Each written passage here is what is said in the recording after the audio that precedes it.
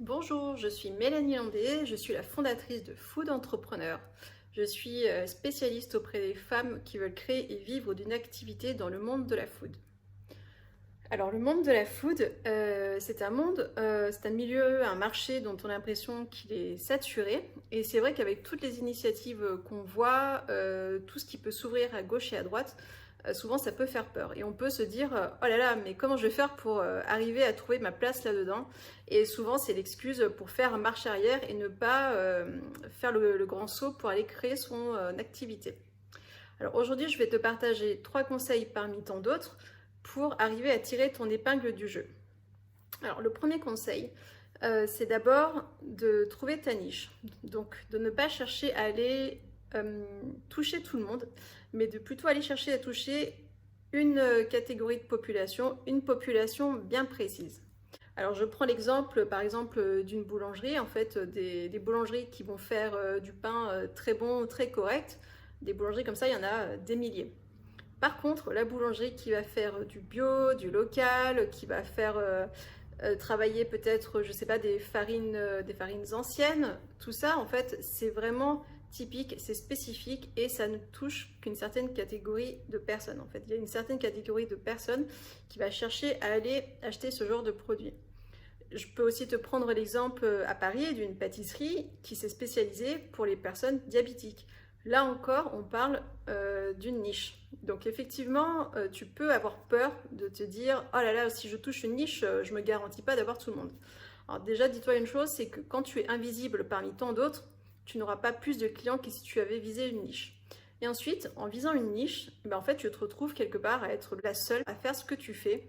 Et donc, les personnes qui en ont besoin de ton produit ben, vont venir chez toi forcément. Le deuxième conseil, c'est d'être authentique, de rester authentique. Parce que le client, c'est vrai qu'il vient chez toi pour acheter ton produit, mais il vient aussi pour acheter ta personne, ton vécu. Il vient t'acheter toi en fait. Donc ça, c'est hyper important de rester authentique. Je reprends l'exemple de la boulangerie. Si dans ton quartier, tu as par exemple 4 boulangeries qui font un pain très bon tous les 4, est-ce que tu vas aller choisir le boulanger, la boulangère qui n'a aucune personnalité, ou est-ce que tu auras plutôt tendance à aller voir la boulangerie où il y a un vécu, où il y a une certaine authenticité, où il y a une certaine typicité, où la personne dans la manière de vendre et de faire ses produits fait ressentir tout ça dans ses pains par exemple. Donc essaye vraiment toujours de te ramener à des exemples concrets. Et mon troisième conseil, c'est de trouver ce qui te différencie des autres. Donc, mets le doigt, essaye de faire ton introspection, essaye de voir, de mettre le doigt sur ce que tu fais de différent par rapport aux autres. Mais aussi, va chercher derrière ton vécu. Parce que souvent, derrière notre vécu, il y a des choses qui se cachent. Et là-dedans, tu vas pouvoir trouver ton facteur différenciant. Je prends l'exemple de Nadia Samut, qui a un restaurant étoilé dont elle travaille avec sa mère, qui est intolérante au gluten. Donc elle a été très malade à cause de ça. Et en fait, elle a décidé de transformer le restaurant en restaurant sans gluten.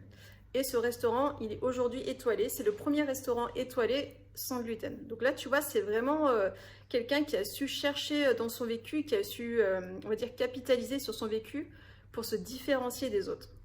Et enfin, n'hésite pas à aller chercher derrière tes valeurs. Les valeurs, c'est hyper important. On a tous et toutes nos valeurs propres. Et souvent, derrière les valeurs, tu vas pouvoir aller chercher des marqueurs différenciants. Je reprends l'exemple de la boulangerie.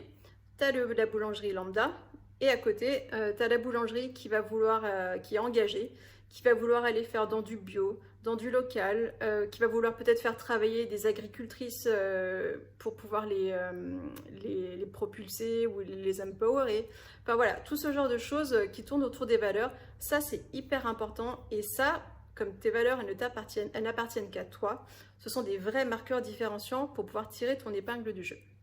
Alors voilà, ce sont 3 conseils parmi tant d'autres, mais ce sont 3 conseils de base pour moi qui vont te permettre d'avoir le déclic et d'oser sauter le pas à lancer ton activité dans le monde de la food.